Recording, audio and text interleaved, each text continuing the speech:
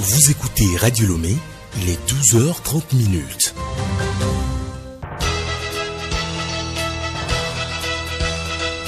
Le journal Fidèle Mawona.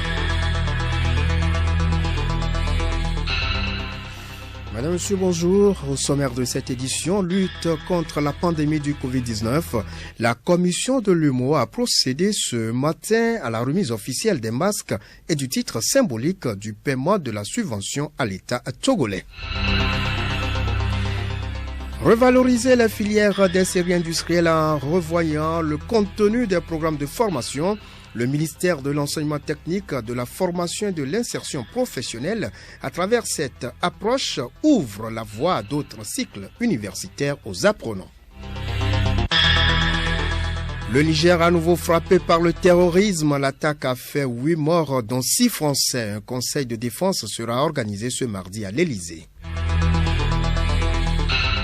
Dans Chronique juridique de ce lundi, Elena Sabi nous parle des dispositions prises par le gouvernement pour protéger les enfants en conflit avec la loi.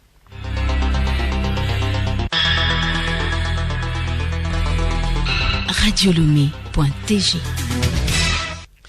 La commission de l'UMOA accompagne la mise en œuvre des plans nationaux de riposte pour limiter la propagation du Covid-19 dans l'espace communautaire. Elle a remis ce matin à l'État togolais des masques et titres symboliques du paiement de la subvention. Bénédicte Kanda. À travers ce don composé de masques pour le personnel soignant et des masques à usage multiple pour grand public d'une valeur de près de 871 millions de francs CFA et d'une somme de 500 millions de francs CFA destinée à l'acquisition de kits de prélèvement et de diagnostic, la commission de l'UMOA a voulu marquer sa solidarité au gouvernement et au peuple togolais.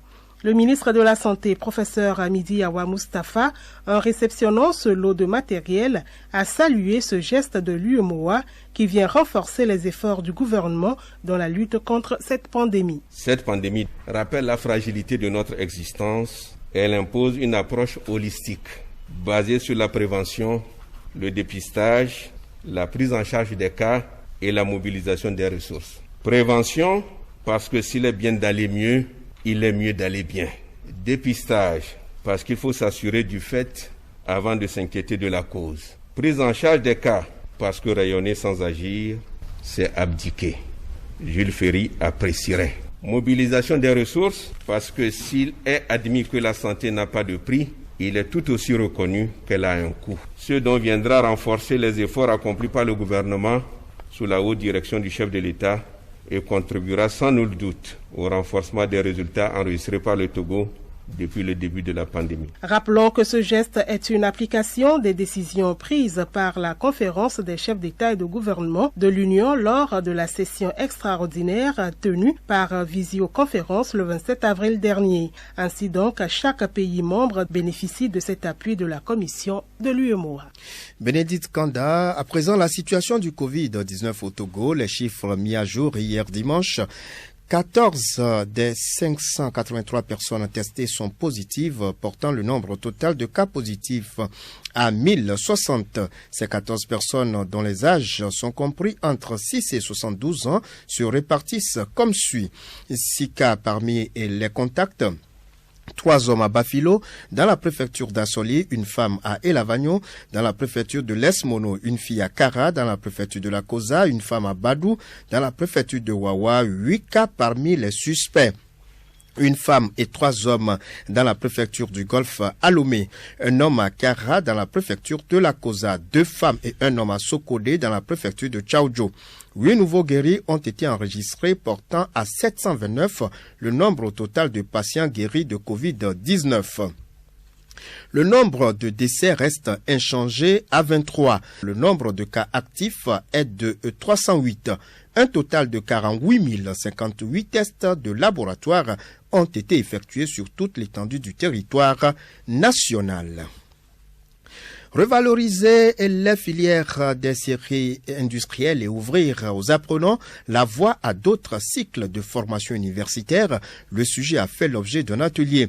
L'initiative est du ministère de l'Enseignement technique, de la formation et de l'insertion professionnelle qui revisite donc à cet effet les programmes des 6 séries industrielles. Le journal Fidèle Mawena. En Mauritanie, après 2 jours d'attente, la liste du nouveau gouvernement a été rendue publique hier soir. On ne compte pas de grands changements, seulement 6 départs et 6 arrivées. Parmi les départs, on dénombre ceux de 3 ministres cités dans le rapport de la commission d'enquête parlementaire sur la gestion de la décennie Aziz, du nom de l'ancien président mauritanien qui a dirigé le pays de 2008 à 2019. 8 personnes, dont 2 Nigériens et 6 Français, ont été tués hier dans une attaque contre un véhicule d'organisation humanitaire au Niger. Les assaillants étaient des hommes armés à moto. Les victimes se rendaient dans un parc où vivent les dernières girafes d'Afrique de l'Ouest. Un conseil de défense sera organisé demain matin à l'Élysée. Geneviève Bognon. Effectivement, une réunion d'un conseil de défense se tient ce mardi à l'Élysée. C'est ce qu'a annoncé le président français Emmanuel Macron qui dénonce cette attaque et promet que tout sera mis en œuvre pour élucider les circonstances de l'attaque. C'était lors d'un échange avec son homologue nigérien Mahamadou Issoufou qui a condamné cette attaque terroriste et la qualifie de lâche et barbare. Il a adressé ses condoléances aux familles des 2 pays. Les 8 corps des victimes françaises et nigériennes du parc animalier de Kouré ont été transférés à Niamey par les sapeurs-pompiers.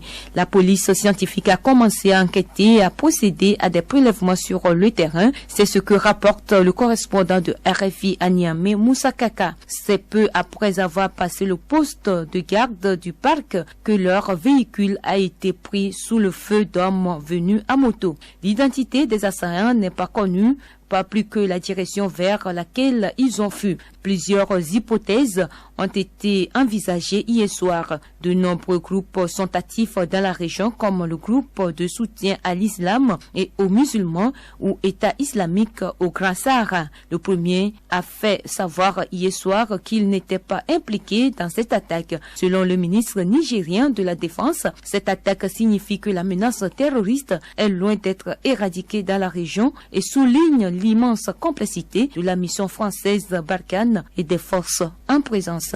Geneviève Bognon. Au Liban, après la manifestation qui a eu lieu samedi dans le centre-ville de Beyrouth et qui a rassemblé des milliers de protestataires dans un climat de très forte tension, des centaines de Libanais sont hier à nouveau descendus dans la rue pour crier leur colère contre la classe politique après la double explosion qui a ravagé la ville. 2 ministres ont démissionné hier et d'autres pourraient suivre. Lors de la visioconférence qui s'est tenue, les pays donateurs ont décidé de venir en aide au Liban après l'explosion qui a donc ravagé Beyrouth. Présidentielle en Biélorussie, l'agence biélorusse a confirmé ce matin la victoire annoncée hier d'Alexandre Loukachenko. Le président sortant a été réélu avec 80% des voix dès le premier tour. L'opposante Svetlana Tikhanovskaya, qui a obtenu 9,9% des voix, rejette les résultats et demande au président de céder le pouvoir. Rappelons que Alexandre Loukachenko est au pouvoir depuis 1994.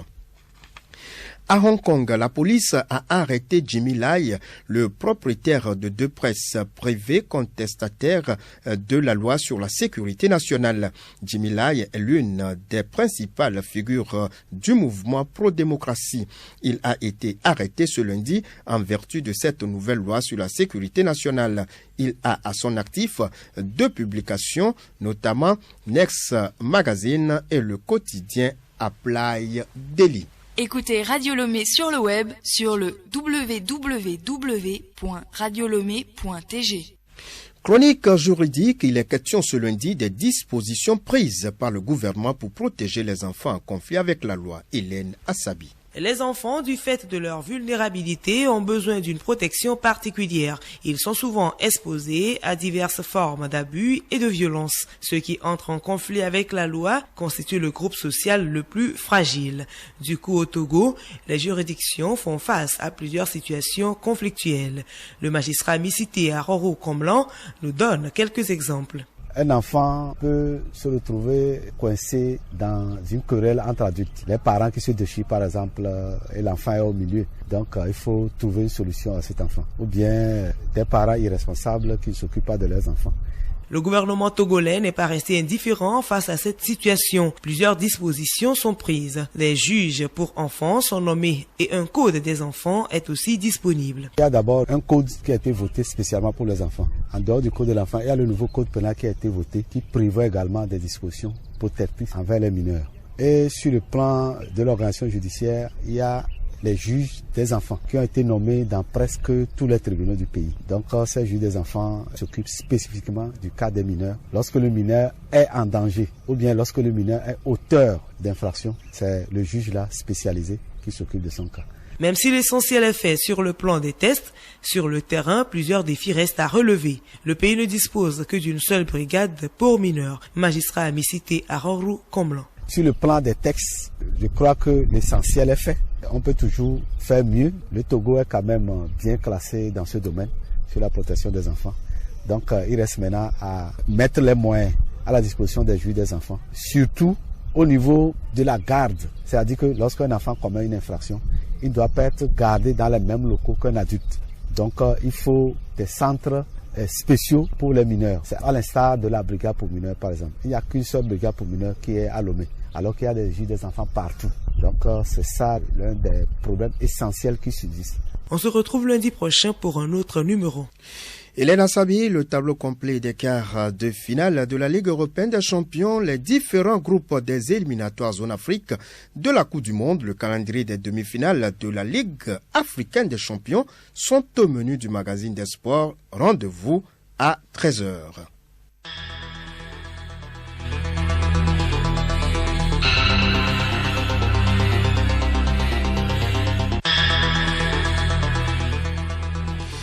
Point final à cette édition. Pour l'essentiel, retenez que l'UMOA a procédé ce matin à la remise officielle des masques et du titre symbolique du paiement de la subvention à l'État togolais. Ceci bien sûr dans la lutte contre la pandémie du Covid-19.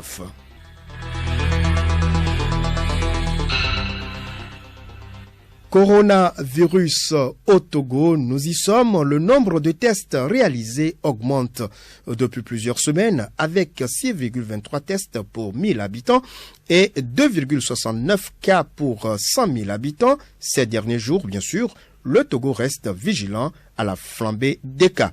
Le gouvernement continue de tout mettre en œuvre pour assurer la sécurité des populations. Sensibilisation Covid-19, Juliette Camden. Le Togo continue sa traque des cas Covid-19 positifs partout où besoin est, la priorité étant de circonscrire rapidement d'éventuels foyers et de les étouffer, que ce soit dans les sociétés d'entreprise ou dans les villages. Lorsqu'il y a la moindre alerte, le gouvernement ne ménage aucun effort pour y aller et vérifier. Suivons plutôt cet exposé du professeur colonel Djibril Mohamed.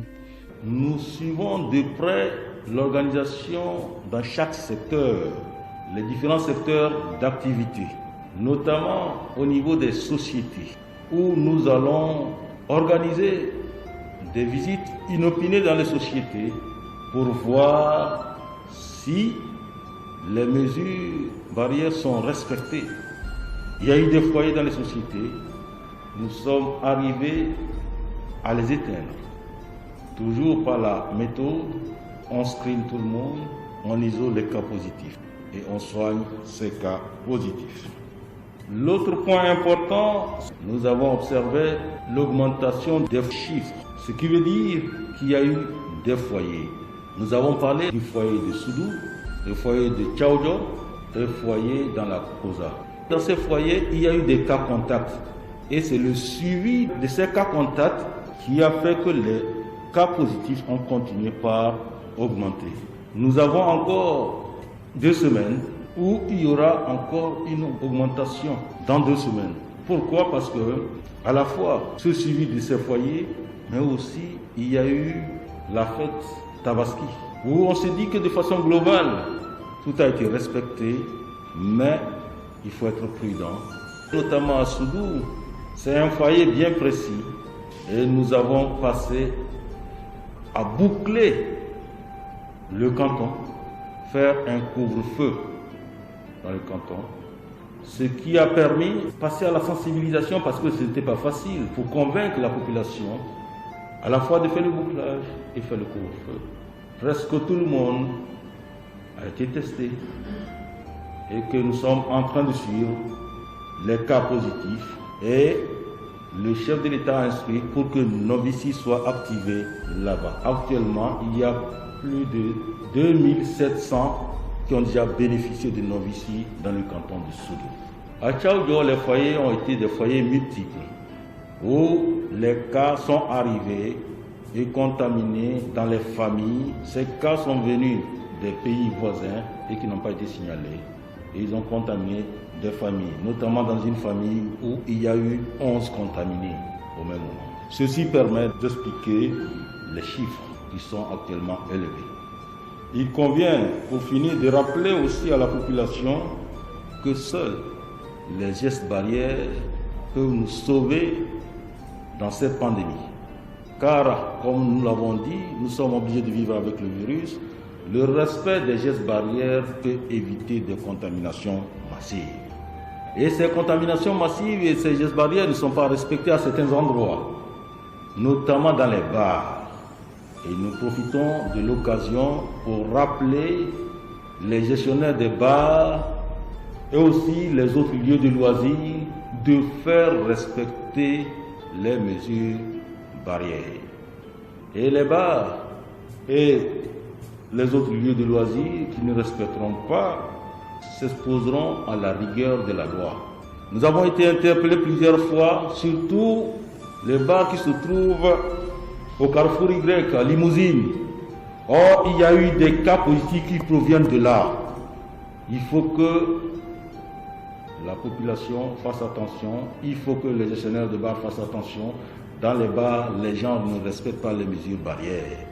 La FOSAP est informée et ceux qui ne respecteront pas cette rigueur, cette mesure, s'exposeront à la loi. Respectons les mesures barrières, pas l'une sans l'autre. L'ensemble des gestes barrières respectés dans les normes permet d'optimiser la protection.